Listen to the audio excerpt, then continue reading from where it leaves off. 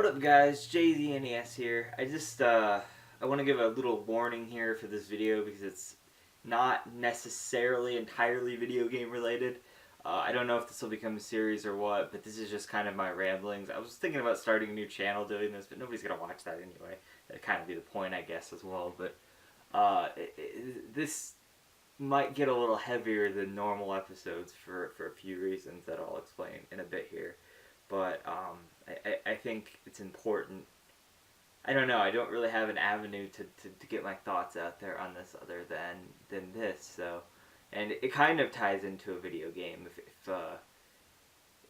And I'll do that a little bit. And but there'll be a lot of stuff in here that's it's more.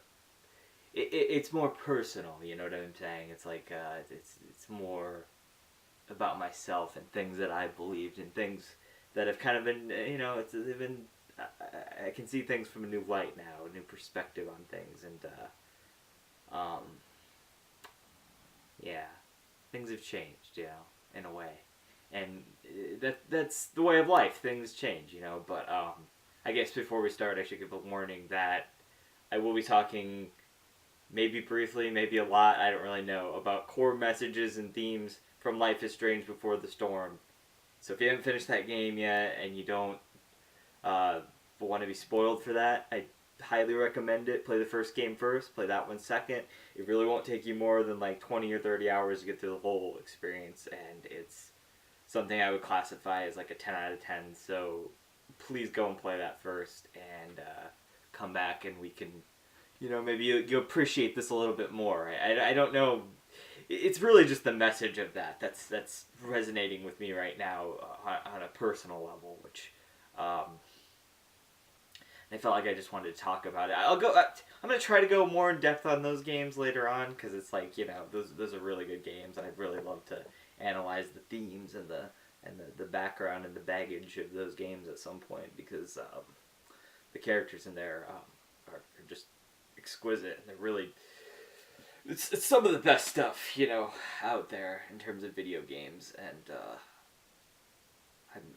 thank you, Nick, if you're watching this, for recommending those to me. I don't know if you recommended them, but you spoke highly of them, so it gave me more resolve to actually play them at some point. I don't actually remember where I heard about Life is Storm, so anyway, if you can't tell already, this is going to be pretty rambly, so I'm just going to kind of go stream of consciousness here, and it's going to be probably pretty long and podcasty, so if you're not into that kind of thing, this video's not for you, and that's fine, and I understand that, and even if you are into that kind of thing, I don't know if this video will be for you, but let's put all that aside. Anyway, I had this revelation yesterday when I was talking to my friend Jameson, and Jameson, if you're watching this, don't worry about it, it's not your fault.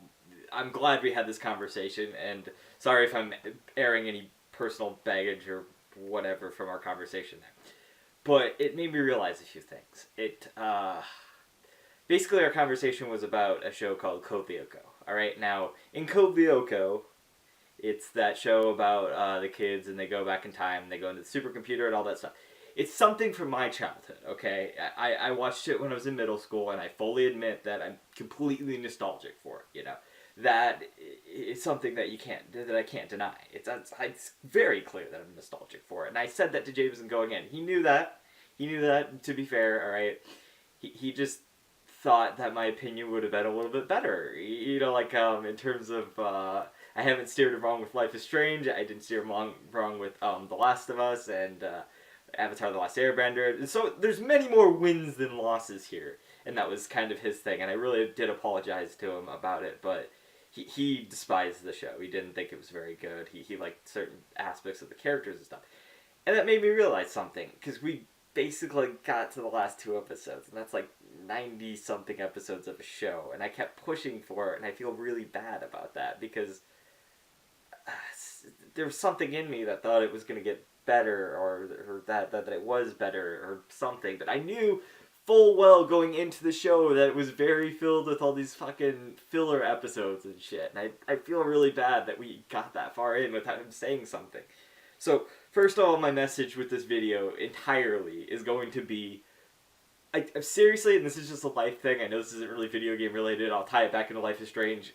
I almost don't want to spoil it now, but this is kind of a core message of Life is Strange Before the Storm as well, and a little bit in Life is Strange as well. That game's a lot of messages, but please, if you care about somebody and you love somebody, you know, or you feel very strongly towards somebody, trust is very important. Okay, and I know this is like a PSA thing. This is like way different than what I usually do. Like fun, ranty content or whatever. But I just wanted to put this out there into the universe that you can trust your family and friends sometimes.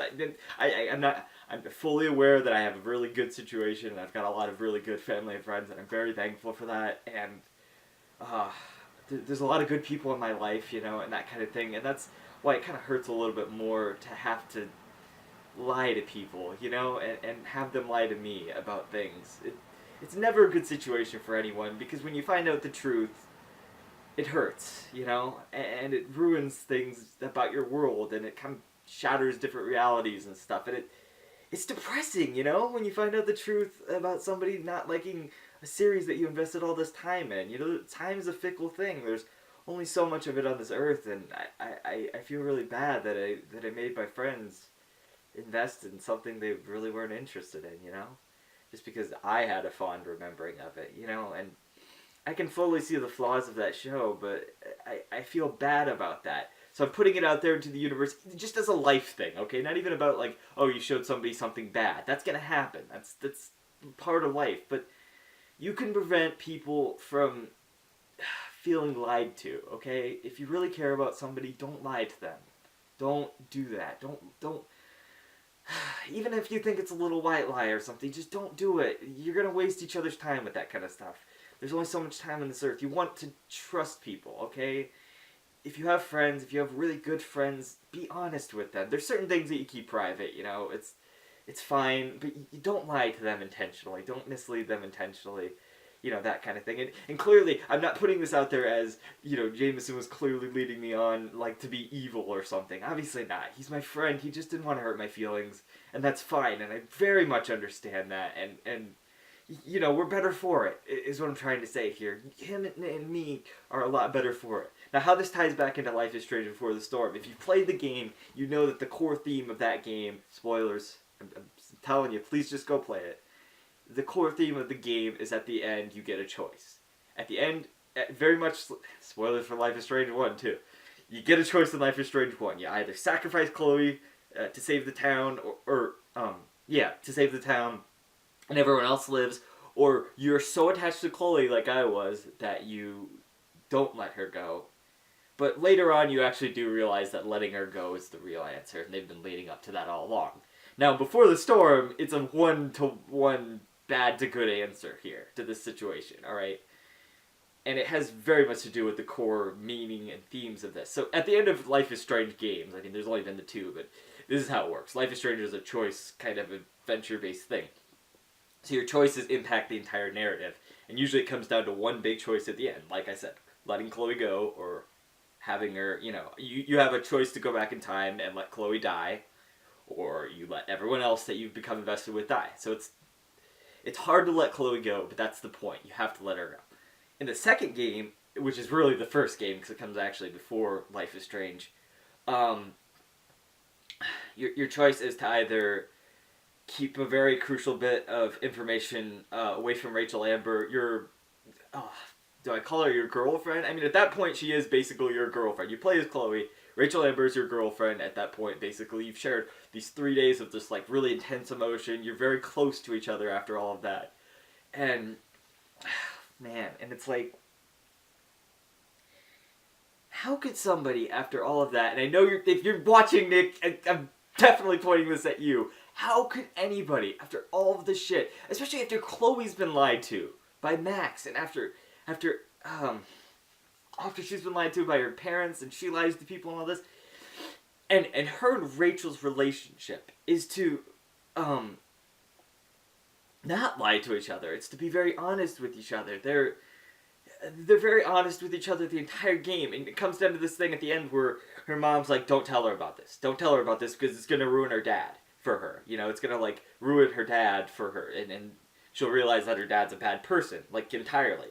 And he is. He's a fucking asshole. He was ready to kill the mom or whatever. Some people can interpret that as like putting her back on drugs or whatever. Either way, he's an asshole. He wanted a drug dealer to shady, skeevy, you know, nothing redeemable about him drug dealer to come back and kill Rachel's biological mother or get her rehooked on drugs and to ruin her life essentially. Which would be almost worse than death, honestly, to have her life ruined after all of the themes of like her trying to go back and build up her life again, you know, and that kind of thing. And it's like, and so after all of that, you know, and after all of the things that Rachel really wants you to go find her mom for her, if you lie to her, it just turns out bad in the end because there's two endings, all right? And then the one ending is, she gets really angry at her dad, and her dad is out of the picture now. And her and Chloe are really happy, and it's a really satisfying and emotional ending, and that's where you decide to tell her the truth.